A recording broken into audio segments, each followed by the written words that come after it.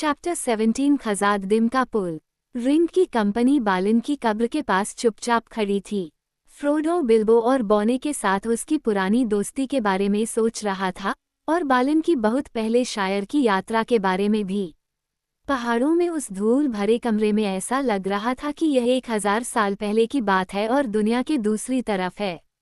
आखिरकार वे हिले और ऊपर देखा और किसी भी ऐसी चीज की तलाश शुरू कर दी जो उन्हें बालिन के भाग्य के बारे में बता सके या दिखा सके कि उसके लोगों का क्या हुआ। कक्ष के दूसरी तरफ शाफ्ट के नीचे एक और छोटा दरवाजा था। दोनों दरवाजों से अब वे देख सकते थे कि बहुत सारी हड्डियां पड़ी थीं और उनमें टूटी हुई तलवारें और कुल्हाड़ियां और फटी हुई ढालें और हेलमेट थे। कुछ तलवारें टेढ़ी थीं, काले ब्लेड वाली ऑक्स स्किमिटर। दीवारों की चट्टान में कई खांचे बने हुए थे और उनमें लकड़ी के बड़े लोहे से बने बक्से थे।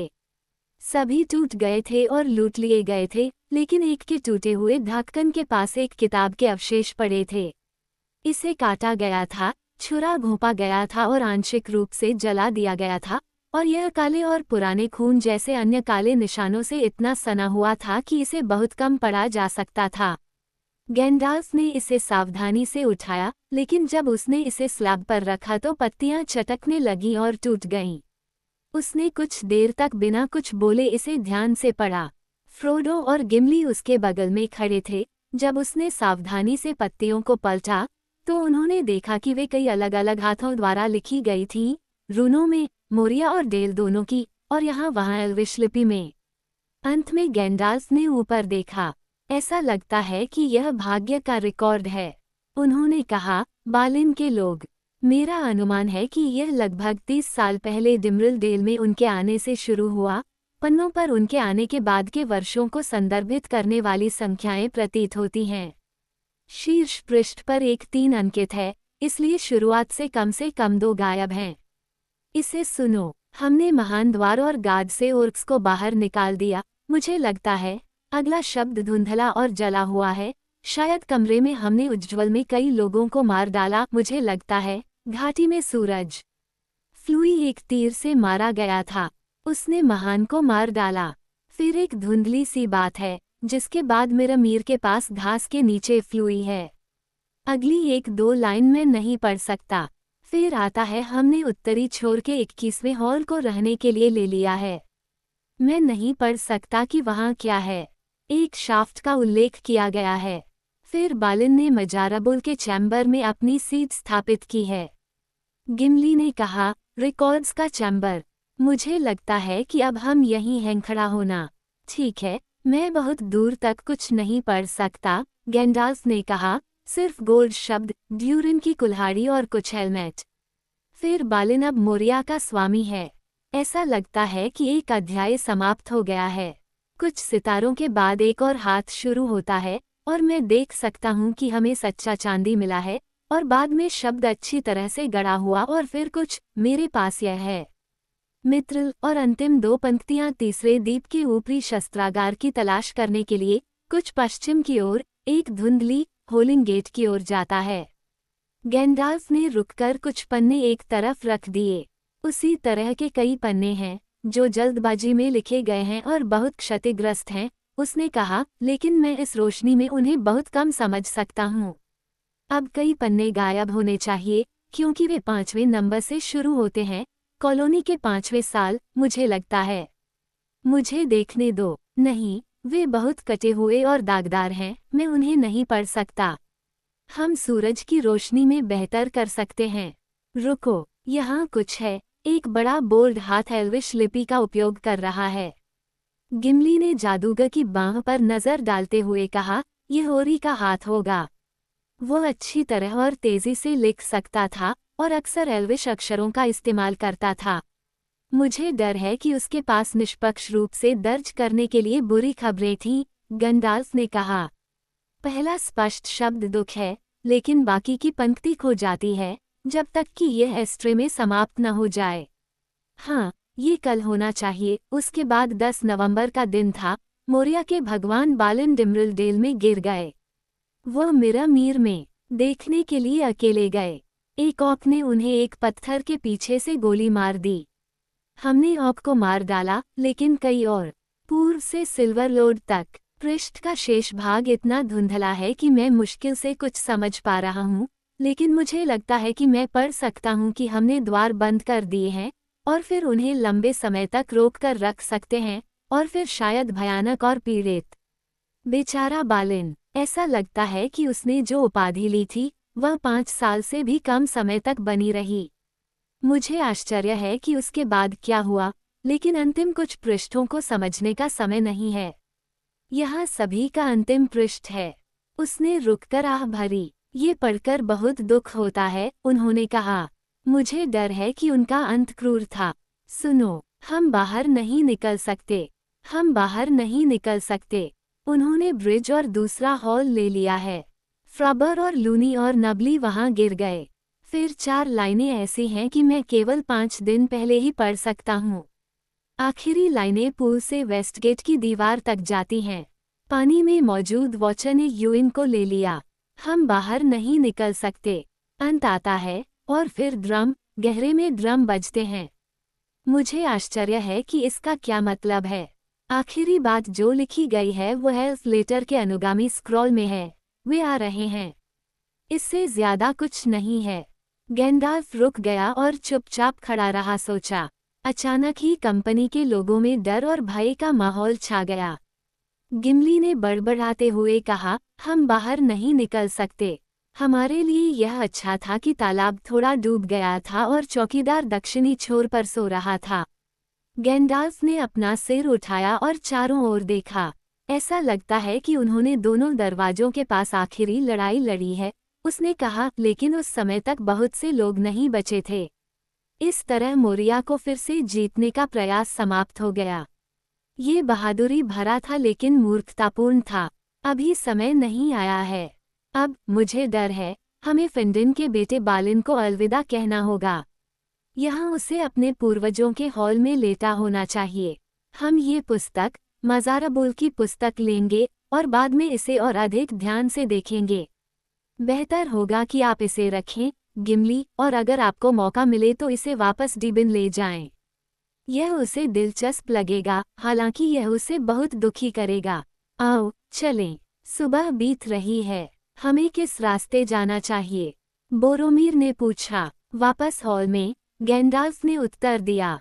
लेकिन इस कमरे में हमारी यात्रा व्यर्थ नहीं गई। अब मुझे पता है कि हम कहाँ हैं। ये, जैसा कि गिमली ने कहा है, मजाराबुल का कक्ष होना चाहिए और हॉल उत्तर छोर का 21वां होना चाहिए। इसलिए हमें हॉल के पूर्वी मेहराब से निकल जाना चाहिए और दाईं ओर और दक्षिण की ओर मुड़ना चाहिए और नीचे की ओर जाना चाहिए। 21वां हॉल 7वें तल पर होना चाहिए, यानी गेट के स्तर से 6 ऊपर। अब आओ, वापस हॉल में। गैंडाल्फ ने अभी ये शब्द कहे ही थे कि तभी एक जोरदार आवाज आई, एक गूंजती हुई ध्वनि जो बहुत नीचे से आती हुई प्रतीत हुई और उनके पैरों के पास के पत्थर में कंपन पैदा कर रही थी। वे घबराकर दरवाजे की ओर दौड़े। विनाश, विनाश की आवाज फिर से गूंज उठी, मानो विशाल हाथ मोरिया की गुफाओं को एक विशाल ड्रम में बदल रहे हों। फिर एक गूंजती हुई ध्वनि आई, हॉल में एक बड़ा हॉर्न बजाया गया और दूर से जवाब देने वाले हॉर्न और कर्कश चीखें सुनाई दी। वहां कई पैरों की तेज आवाज आ रही थी। वे आ रहे हैं, लेगोलस चिल्लाया। गिमली ने कहा, हम बाहर नहीं निकल सकते। फंस गए, गैंडाल्फ चिल्लाया। मैंने देर क्यों की? हम यहाँ हैं, पकड़े गए, ठीक वैसे ही जैसे वे पहले थे। लेकिन मैं तब यहाँ नहीं था। हम देखेंगे कि क्या होता है। प्रलय, प्रलय, ढोल की ध्वनि आई और दीवारें हिलने लगीं। दरवाजे बंद करो और उन्हें बंद करो, आरागोर्न चिल्लाया। और जब तक हो सके अपने बैग को अपने पास रखो, हमें अभी भी बाहर निकलने का मौका मिल सकता है। नहीं, गैंडाल्फ ने कहा, हमें अंदर बंद नहीं होना चाहिए। पूर्वी दरवाज़ा थोड़ा खुला रखना। अगर हमें मौका मिला तो हम उस रास्ते पर चलेंगे। एक और कर्कश हॉर्न कॉल और तीखी चीखें गूंज उठीं। गलियारे से पैर नीचे आ रहे थे। कंपनी ने अपनी तलवारें खींची तो एक घंटी और खट-खट की आवाज आई। ग्लैमड्रिंग एक पीली रोशनी से चमक उठा और स्टिंग किनारों पर चमक रहा था। बोरोमीर ने अपना कंधा पश्चिमी दरवाजे पर टिका दिया। बैकवोट 1 मिनट, रुको, इसे अभी बंद मत करो, गैंडाल्फ ने कहा। वह बोरोमीर की तरफ आगे बढ़ा और खुद को पूरी ऊंचाई तक खींच लिया। मोरिया के राजा, बालिन के विश्राम में बाधा डालने के लिए यहाँ कौन आया है? वह ऊंची आवाज में चिल्लाया। एक कर्कश हंसी की लहर दौड़ गई, जैसे पत्थरों के गड्ढे में गिरने की आवाज हो। शोरगुल के बीच एक गहरी आवाज आदेश में उठी। कयामत, धमाका। कयामत की ध्वनि गहरे में गूंज उठी। गैंडाल्फ ने तेजी से कदम बढ़ाते हुए दरवाजे के संकरे रास्ते से आगे कदम बढ़ाया और अपनी छड़ी आगे बढ़ाई। एक चमकदार फ्लैश हुआ जिसने कमरे और बाहर के मार्ग को रोशन कर दिया। एक पल के लिए जादूगर ने बाहर देखा। जब वह वापस उछला तो तीर गलियारे में सीटी बजाते हुए फुसफुसाए। वहां ओर्क्स हैं, बहुत सारे, उसने कहा, और कुछ बड़े और दुष्ट हैं, मोडोर के काले ओर्क्स। फिलहाल वे पीछे हटे हुए हैं, लेकिन वहां कुछ और भी है। मुझे लगता है कि एक बड़ा गुफा ट्रोल है, या एक से ज्यादा। इस तरह से भागने की कोई उम्मीद नहीं है, और अगर वे दूसरे दरवाजे से भी आ जाएं तो कोई उम्मीद नहीं है, बोरोमीर ने कहा। अभी तक यहाँ बाहर कोई आवाज नहीं है, आरागोर्न ने कहा, जो पूर्वी दरवाजे के पास खड़ा होकर सुन रहा था। इस तरफ का रास्ता सीधे सीढ़ी से नीचे जाता है, ये स्पष्ट रूप से हॉल की ओर वापस नहीं जाता है। लेकिन इस तरह अंधाधुंध तरीके से भागना ठीक नहीं है, जबकि पीछा करने वाले पीछे ही हैं। हम दरवाज़ा बंद नहीं कर सकते। इसकी चाबी चली गई है और ताला टूट गया है, और यह अंदर की ओर खुलता है। हमें पहले दुश्मन को रोकने के लिए कुछ करना चाहिए। हम उन्हें मज़ारबुल के चैम्बर से डरा देंगे। उसने अपनी तलवार की धार को महसूस करते हुए कहा। एंड्रू। गलियारे में भारी कदमों की आवाज़ सुनाई दी। बोरोमीर ने खुद को दरवाजे पर फेंका और उसे जोर से धक्का दिया। फिर उसने टूटी हुई तलवारों और लकड़ी के टुकड़ों से उसे जकड़ लिया। कंपनी ने चैम्बर के दूसरी तरफ वापसी की, लेकिन उनके पास अभी भागने का कोई मौका नहीं था। दरवाजे पर एक झटका लगा जिससे वह कांप उठा, और फिर वह धीरे धीरे खुलने लगा, जिससे कीलें पीछे की ओर खिसकने लगीं। एक विशाल हाथ और कंधा, जिसकी त्वचा पर हरे रंग के शल्क थे, चौड़ी होती हुई दरार से बाहर धकेला गया। फिर एक बड़ा, सपाट, बिना पैर का अंगूठा वाला पैर नीचे से जबरन अंदर घुसा। बाहर सन्नाटा पसरा हुआ था। बोरोमीर आगे बढ़ा और पूरी ताकत से हाथ को काटने लगा, लेकिन उसकी तलवार बज उठी, एक तरफ मुड़ गई और उसके कांपते हाथ से गिर गई। ब्लेड पर निशान थे। अचानक, और खुद अपने आश्चर्य से, फ्रोडो को लगा कि उसके दिल में एक भयंकर क्रोध की ज्वाला भड़क उठी है। शायर, वह चिल्लाया, और बोरोमीर के पास उछलकर वह झुका और स्टिंग से घिनौने पैर पर वार किया। एक गर्जना हुई, और पैर पीछे की ओर झटका, लगभग फ्रोडो की बांह से स्टिंग को खींच कर ले गया। ब्लेड से काली बूंदें टपकने लगी और फर्श पर धुआं उठने लगा। बोरोमीर ने खुद को दरवाजे पर फेंका और उसे फिर से बंद कर दिया। एक शायर के लिए, आरागोर्न चिल्लाया, हॉबिट का दंश गहरा है। तुम्हारे पास एक बढ़िया ब्लेड है, ड्रोगो के बेटे फ्रोडो। दरवाजे पर जोरदार धमाका हुआ, उसके बाद लगातार धमाका हुआ। मेरे और हथौड़े उस पर वार कर रहे थे।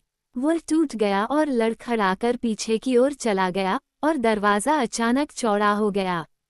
तीर सीटी बजाते हुए अंदर आए, लेकिन उत्तरी दीवार से टकराए और बिना किसी नुकसान के फर्श पर गिर गए। एक सींग की आवाज़ आई और पैरों की भीड़ उमड़ पड़ी, और एक के बाद एक ओर्क्स कमरे में छलांग लगाने लगे। कंपनी कितने लोगों की गिनती नहीं कर सकती थी। ये लड़ाई बहुत तेज थी, लेकिन ऑक बचाव की भयंकरता से घबरा गए थे। लेगोलस ने 2 को गले में गोली मार दी। गिमली ने एक और के नीचे से पैर काट दिए जो बालिन की कब्र पर उगाया था। बोरोमीर और आरागोर्न ने कई लोगों को मार डाला। जब 13 गिर गए तो बाकी चीखते हुए भाग गए। सैम को छोड़कर रक्षकों को कोई नुकसान नहीं हुआ, जिसके सिर पर खरोंच थी। एक तेज डक ने उसे बचा लिया था और उसने अपने औक को गिरा दिया था, अपने बैरो ब्लेड के साथ एक मजबूत झटका। उसकी भूरी आंखों में एक आग सुलग रही थी जो टेड सेंडिमेंट को कदम बढ़ाने पर मजबूर कर देती। पीछे की ओर, अगर उसने ये देखा था। अब समय आ गया है। गैंडाल्फ चिल्लाया, चलो चलें, इससे पहले कि ट्रोल वापस आ जाए। लेकिन जब वे पीछे हटे और पिप्पिन और मेरी के बाहर सीढ़ी तक पहुंचने से पहले एक बहुत बड़ा ऑक सरदार, लगभग मनुष्य के बराबर ऊंचा, सिर से पैर तक काले कवच में लिपटा हुआ, कक्ष में कूद पड़ा। उसके पीछे उसके अनुयायी द्वार पर एकत्र हो गए। उसका चौड़ा सपाट चेहरा काला था, उसकी आंखें अंगारों की तरह थीं और उसकी जीभ लाल थी। उसने एक बड़ा भाला चलाया। अपनी विशाल चमड़े की ढाल के एक झटके से उसने बोरोमीर की तलवार घुमाई और उसे पीछे की ओर फेंक दिया, उसे जमीन पर गिरा दिया। आरागोर्न के प्रहार के नीचे एक हमलावर सांप की गति से गोता लगाते हुए उसने कंपनी पर हमला किया और अपने भाले से सीधे फ्रोडो पर वार किया। वार ने उसे दाहिनी ओर से मारा और फ्रोडो घायल हो गया, दीवार से टकराकर दब गया। सैम ने चीखते हुए भाले की धार पर वार किया और वह टूट गया। लेकिन जैसे ही ऑक ने डंडा नीचे फेंका और अपनी तलवार निकाली, एंड्रिल अपने हेलमेट पर गिर पड़ा। आग की लपटों जैसी चमक हुई और हेलमेट फट गया। ऑक का सिर फट गया। उसके अनुयायी चीखते हुए भाग गए क्योंकि बोरोमीर और आरागोर्न उन पर झपटे। कयामत कयामत गहरे में ढोल बजने लगे। महान आवाज फिर से गूंज उठी। अब गैंडाल्फ चिल्लाया, अब आखिरी मौका है, भागो। आरागोर्न ने फ्रोडो को उठाया जहां वह दीवार के पास लेटा था और सीढ़ियों की ओर बढ़ा। मैरी और पिप्पिन को अपने आगे धकेल दिया। बाकी लोग भी उसके पीछे चले गए, लेकिन गिमली को लेगोलस द्वारा घसीट कर ले जाना पड़ा। खतरे के बावजूद वह अपना सिर झुकाए बालिन की कब्र के पास रुका रहा। बोरोमीर ने पूर्वी दरवाजे को खींचा, उसके टिका को घसीटते हुए। उसके दोनों ओर लोहे के बड़े छल्ले थे, लेकिन उन्हें बांधा नहीं जा सका। मैं ठीक हूँ, फ्रोडो ने हौंफते हुए कहा। मैं चल सकता हूँ, मुझे नीचे उतारो। अरागोर्न ने आश्चर्य में उसे लगभग गिरा दिया। मैंने सोचा था कि तुम मर गए हो। वह रोया। अभी नहीं, गैंडाल्फ ने कहा, लेकिन आश्चर्य करने का समय है। तुम सब लोग सीढ़ियों से नीचे जाओ। नीचे कुछ मिनट मेरा इंतजार करो, लेकिन अगर मैं जल्दी नहीं आता तो चले जाओ। जल्दी से जाओ और दाईं ओर और नीचे की ओर जाने वाले रास्ते चुनो। हम तुम्हें अकेले दरवाज़ा पकड़े रहने के लिए नहीं छोड़ सकते। अरागोर्न ने कहा, जैसा मैं कहता हूँ वैसा करो। गैंडाल्फ ने उग्रता से कहा, यहाँ तलवारों का कोई उपयोग नहीं है। जाना। मार्ग में कोई रोशनी नहीं थी और पूरी तरह से अंधेरा था। वे सीढ़ियों की एक लंबी उड़ान से नीचे उतर गए और फिर पीछे देखा, लेकिन वे कुछ भी नहीं देख पाए सिवाय उनके ऊपर जादूगर के कर्मचारियों की हल्की चमक के। ऐसा लग रहा था कि वह अभी भी बंद दरवाजे के पास पहरेदारी कर रहा था। फ्रोडो ने जोर से सांस ली और सैम के खिलाफ झुक गया, जिसने उसे अपनी बाहों में भर लिया। वे सीढ़ियों से अंधेरे में झांकते हुए खड़े थे। फ्रोडो को लगा कि वह ऊपर गैंडाल्फ की आवाज़ सुन सकता है, जो ढलान वाली छत से नीचे तक एक आह भरते हुए गूंज के साथ कुछ शब्द बुदबुदा रहा था। वह समझ नहीं पाया कि क्या कहा जा रहा था। दीवारें कांपती हुई लग रही थीं। बीच बीच में ढोल की थापें धड़कती और गूंजती थीं, कयामत कयामत। अचानक सीढ़ियों के ऊपर एक सफ़ेद रोशनी चमकी। फिर एक धीमी गड़गड़ाहट और एक भारी धमाका हुआ। ढोल की थापें जोर जोर से बजने लगीं, डूम बूम, और फिर रुक गया। गैंडाल्फ सीढ़ियों से उड़ता हुआ नीचे आया और कंपनी के बीच में जमीन पर गिर गया। अच्छा, ये खत्म हो गया, जादूगर ने अपने पैरों पर खड़े होने की कोशिश करते हुए कहा। मैंने वह सब कुछ कर दिया जो मैं कर सकता था, लेकिन मैं अपने प्रतिद्वंद्वी से मिल गया हूँ और लगभग नष्ट हो चुका हूँ। लेकिन यहाँ खड़े मत रहो, आगे बढ़ो। तुम्हें कुछ समय के लिए बिना रोशनी के रहना होगा। मैं बहुत हिल गया हूँ। आगे बढ़ो। तुम कहाँ हो, गिमली? मेरे साथ आगे आओ। तुम सब मेरे पीछे रहो। वे उसके पीछे लड़खड़ाते हुए चल दिए और सोचने लगे कि आखिर हुआ क्या है। कयामत कयामत। ढोल की आवाज़ फिर से सुनाई दी। अब वे धीमी और दूर की लग रही थीं, लेकिन वे उनका पीछा कर रहे थे। पीछा करने की कोई और आवाज़ नहीं थी, न ही पैरों की आवाज़, न ही कोई आवाज़। गैंडाल्फ ने दाएं या बाएं कोई मोड़ नहीं लिया, क्योंकि ऐसा लग रहा था कि रास्ता उसी दिशा में जा रहा था जिस दिशा में वह जाना चाहता था। हर बार यह 50 या उससे ज्यादा सीढ़ियां उतरकर नीचे की ओर जाता था। उस समय यही उनका सबसे बड़ा खतरा था, क्योंकि अंधेरे में वे नीचे की ओर नहीं देख सकते थे जब तक कि वे उस पर नहीं पहुंच जाते और अपने पैर खाली जगह में नहीं डालते।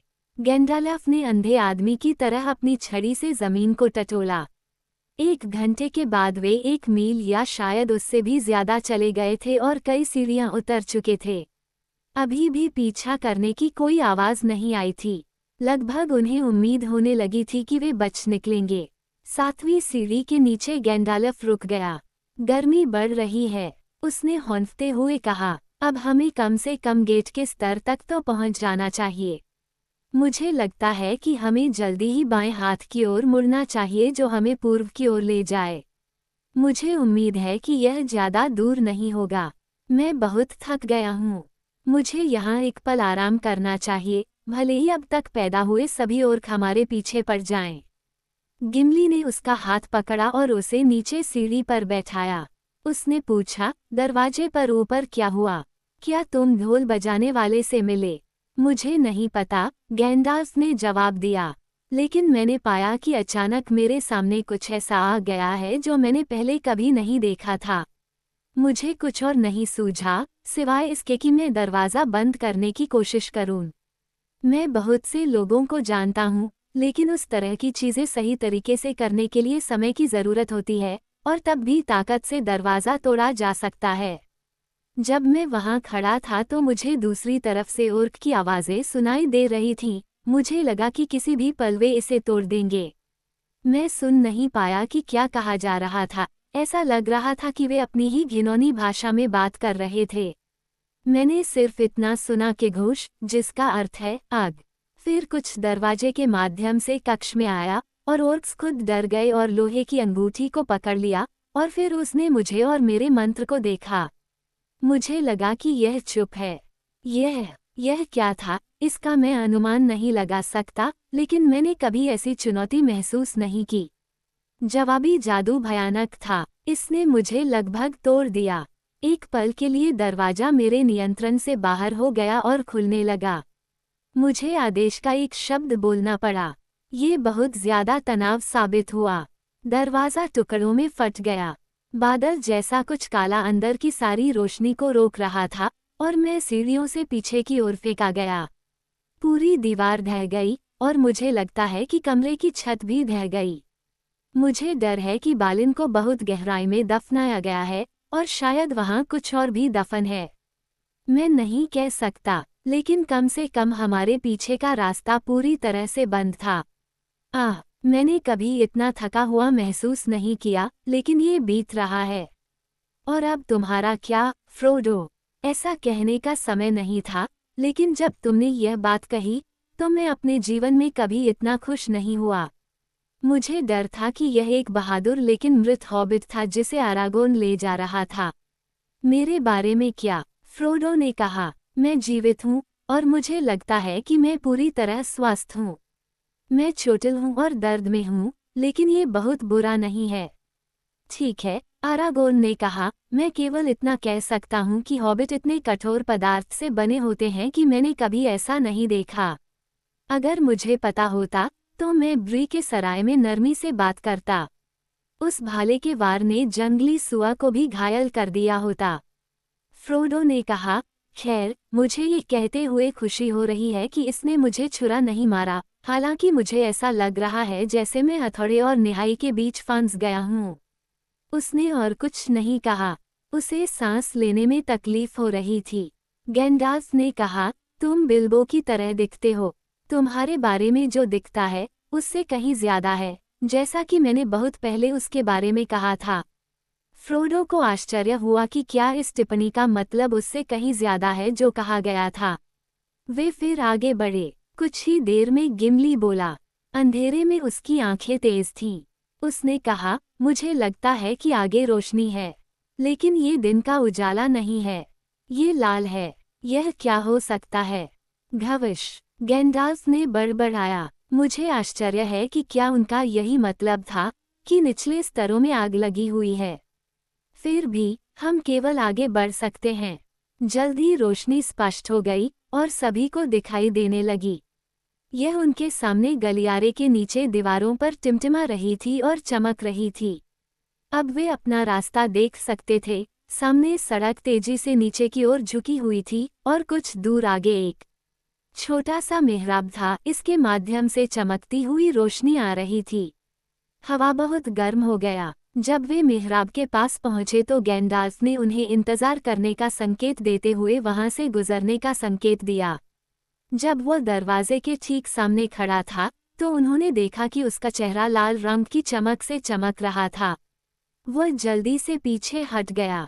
उन्होंने कहा, यहाँ कुछ नया शैतानी खेल चल रहा है। इसमें कोई शक नहीं कि हमारे स्वागत के लिए ये सब किया गया है। लेकिन अब मैं जानता हूँ कि हम कहाँ हैं। हम फर्स्ट डीप में पहुँच चुके हैं, गेट के ठीक नीचे का स्तर। यह ओल्ड मोरिया का दूसरा हॉल है और गेट पास ही है। पूर्वी छोर से परे बाईं ओर 1/4 मील से ज्यादा नहीं। पुल के पार एक चौड़ी सीढ़ी से ऊपर फर्स्ट हॉल से होकर एक चौड़ी सड़क पर और बाहर। लेकिन आओ और देखो। उन्होंने बाहर झांका। उनके सामने एक और विशाल हॉल था। यह उस हॉल से कहीं ज्यादा ऊंचा और लंबा था जिसमें वे सोए थे। वे इसके पूर्वी छोर के पास थे। पश्चिम की ओर यह अंधेरे में चला गया। बीच में नीचे की ओर ऊंचे खंभों की दोहरी कतार थी। वे विशाल पेड़ों की शाखाओं की तरह नक्काशीदार थे जिनकी शाखाएं पत्थर की शाखाओं की जाली से छत को सहारा देती थीं। उनके तने चिकने और काले थे, लेकिन उनके किनारों पर एक लाल चमक धुंधली सी दिखाई दे रही थी। फर्श के ठीक सामने 2 विशाल खंभों के पैरों के पास एक बड़ी दरार खुल गई थी। उसमें से एक भयंकर लाल रोशनी निकल रही थी और कभी कभी लपटे किनारों को चाटती हुई स्तंभों के आधारों के चारों ओर घूमती थीं। गर्म हवा में काले धुएं के गुच्छे लहरा रहे थे। अगर हम ऊपरी हॉल से नीचे मुख्य सड़क से आए होते तो हम यहाँ फंस जाते, गैंडाल्फ ने कहा। हमें उम्मीद करनी चाहिए कि अब आग हमारे और पीछा करने वालों के बीच है। आओ, खोने का कोई समय नहीं है। अभी वह बोल ही रहा था कि उन्होंने फिर ढोल की आवाज़ सुनी, कयामत, कयामत, कयामत। हॉल के पश्चिमी छोर पर छायाओं से परे चीखें और सींग की आवाज़ें आ रही थीं। कयामत, कयामत। खंभे कांपने लगे और लपटें थरथराने लगीं। अब आखिरी दौड़, गैंडाल्फ ने कहा। अगर बाहर सूरज चमक रहा है तो हम अभी भी बच सकते हैं। मेरे पीछे। वह बाईं ओर मुड़ा और हॉल के चिकने फर्श पर तेजी से आगे बढ़ा। दूरी उससे कहीं ज्यादा थी जितनी दिख रही थी। जब वे भाग रहे थे तो उन्होंने पीछे से कई तेजी से चलने वाले पैरों की धड़कन और प्रतिध्वनि सुनी। एक तीखी चीख उठी। उन्हें देखा गया था। स्टील की आवाज और टकराहट की आवाज आई। एक तीर फ्रोडो के सिर के ऊपर से गुजरा। बोरोमीर हंसा। उन्होंने कहा, उन्हें इसकी उम्मीद नहीं थी। आग ने उन्हें काट दिया है। हम गलत दिशा में हैं। आगे देखो, गैंडाल्फ ने पुकारा। पुल नजदीक है। ये खतरनाक है। और सिकरा। अचानक फ्रोडो ने अपने सामने एक काली खाई देखी। हॉल के अंत में फर्श गायब हो गया और एक अज्ञात गहराई में गिर गया। बाहरी दरवाजे तक केवल पत्थर के एक पतले पुल से पहुंचा जा सकता था, बिना किसी किनारे या रेलिंग के, जो 50 फीट की एक घुमावदार स्प्रिंग के साथ खाई को पार करता था। ये बौनों की किसी भी दुश्मन के खिलाफ एक प्राचीन रक्षा थी जो पहले हॉल और बाहरी मार्गों पर कब्जा कर सकता था। वे इसे केवल एकल पंक्ति में पार कर सकते थे। किनारे पर गैंडाल्फ रुक गया और बाकी लोग एक झुंड में पीछे आ गए। आगे बढ़ो, गिमली, उसने कहा। पिप्पिन और मेरी अगले हैं। सीधे आगे बढ़ो और दरवाजे के पार सीढ़ियां चढ़ो। उनमें से कई तीर गिरे। एक ने फ्रोडो को मारा और वापस उछल गया। दूसरे ने गैंडाल्फ की टोपी को छेद दिया और काले पंख की तरह वहां अटक गया। फ्रोडो ने पीछे देखा। आग के पार उसने काले रंग की आकृतियां देखीं। ऐसा लग रहा था कि वहां सैकड़ों ओर्क्स थे। उन्होंने भाले और कटार लहराए जो आग की रोशनी में खून की तरह लाल चमक रहे थे। कयामत, कयामत। ढोल की थापों की आवाज गूंज रही थी, जो तेज और तेज होती जा रही थी। कयामत, कयामत। लेगोलास मुड़ा और उसने तीर को डोरी पर चढ़ाया, हालांकि यह उसके छोटे धनुष के लिए एक लंबा शॉट था। उसने तीर खींचा, लेकिन उसका हाथ गिर गया और तीर जमीन पर फिसल गया। उसने निराशा और डर से चीख मारी। 2 बड़े ट्रोल दिखाई दिए, उन्होंने पत्थर के बड़े बड़े स्लैब उठाए और उन्हें आग पर गैंगवे के रूप में इस्तेमाल करने के लिए नीचे फेंक दिया। लेकिन ट्रोल्स ने एल्फ को आतंकित नहीं किया था। ओर्क्स की पंक्तियां खुल गई थीं और वे भीड़ में दूर चले गए, जैसे कि वे खुद डर गए हों। उनके पीछे कुछ आ रहा था। यह क्या था, ये देखा नहीं जा सकता था। यह एक बड़ी छाया की तरह था, जिसके बीच में एक अंधेरा रूप था, शायद मानव आकार का, फिर भी बड़ा, और एक शक्ति और आतंक उसमें था और उसके आगे चल रहा था। वो आग के किनारे पर आ गया और रोशनी फीकी पड़ गई, मानो बादल उस पर छा गया हो। फिर वह तेजी से दरार के पार कूद गया। लपटें उसका स्वागत करने के लिए ऊपर उठी और उसके चारों ओर घेरा बना लिया, और हवा में काला धुआं घूम गया। उसकी बहती हुई आवाज जल उठी और उसके पीछे धधकने लगी। उसके दाहिने हाथ में आग की जीभ की तरह एक ब्लेड था, उसके बाएं हाथ में उसने कई पट्टियों वाला एक कोड़ा पकड़ रखा था। अरे! लेगोलस चिल्लाया, एक बालरोग आ गया है। अरे! गिमली ने बड़ी बड़ी आंखें खोलकर देखा। ड्यूरिन का अभिशाप, वह चिल्लाया, और अपनी कुल्हाड़ी गिराकर उसने अपना चेहरा ढक लिया। एक बालरोग, गैंडाल्फ ने बड़बड़ाते हुए कहा। अब मुझे समझ में आया। वो लड़खड़ा गया और अपनी छड़ी पर भारी झुक गया। क्या बुरी किस्मत है, और मैं पहले से ही थक गया हूँ। आग से लथपथ काली आकृति उनकी ओर दौड़ी। ओर्क्स चिल्लाए और पत्थर की गलियों पर चढ़ गए। फिर बोरोमीर ने अपना सींग उठाया और फूंक मारी। चुनौती जोर से गूंजी और गर्जना हुई, जैसे गुफा की छत के नीचे कई गले की चीखें। एक पल के लिए ओर्क्स कांप उठे और आग की परछाई रुक गई। फिर गूंज अचानक से शांत हो गई, जैसे कि एक अंधेरी हवा से आग बुझ गई हो, और दुश्मन फिर से आगे बढ़ गया। पुल के पार गैंडाल्फ ने अपनी ताकत को याद करते हुए चिल्लाया, उड़ो, ये तुममें से किसी से भी परे एक दुश्मन है। मुझे संकरे रास्ते पर चलना होगा। उड़ो। आरागोन और बोरोमीर ने आदेश पर ध्यान नहीं दिया, लेकिन फिर भी पुल के दूर छोर पर गैंडाल्फ के पीछे कंधे से कंधा मिलाकर अपनी जमीन पर डटे रहे। बाकी लोग हॉल के अंत में दरवाजे के भीतर ही रुक गए और मुड़ गए, अपने नेता को दुश्मन का सामना करने के लिए अकेला नहीं छोड़ सकते थे। बालरोग पुल पर पहुंच गया। गैंडाल्फ पुल के बीच में खड़ा था, अपने बाएं हाथ में डंडे पर टिका हुआ था, लेकिन उसके दूसरे हाथ में ग्लैमड्रिम चमक रही थी, ठंडी और सफ़ेद।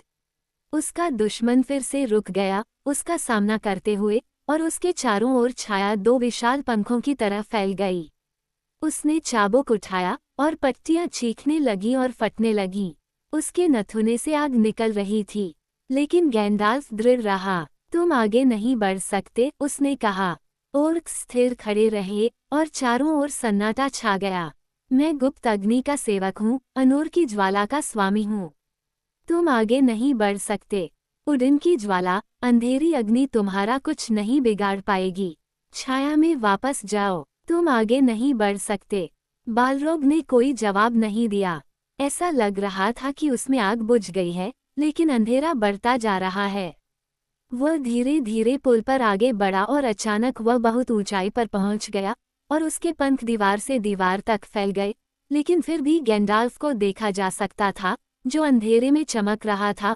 वह छोटा और बिल्कुल अकेला लग रहा था, भूरा और झुका हुआ, तूफान आने से पहले मुरझाए हुए पेड़ की तरह।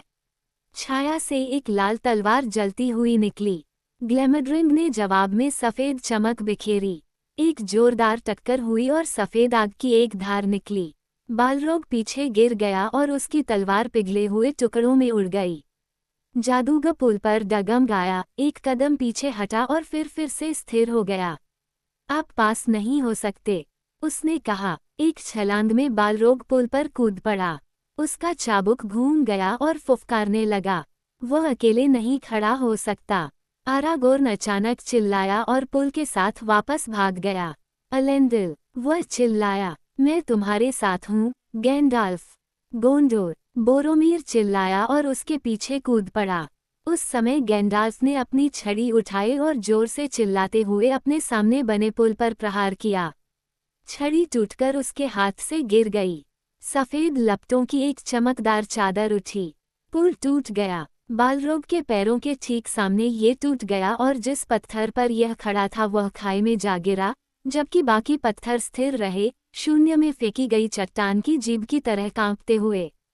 एक भयानक चीख के साथ बालरोग आगे की ओर गिरा और उसकी छाया नीचे गिर गई और गायब हो गई।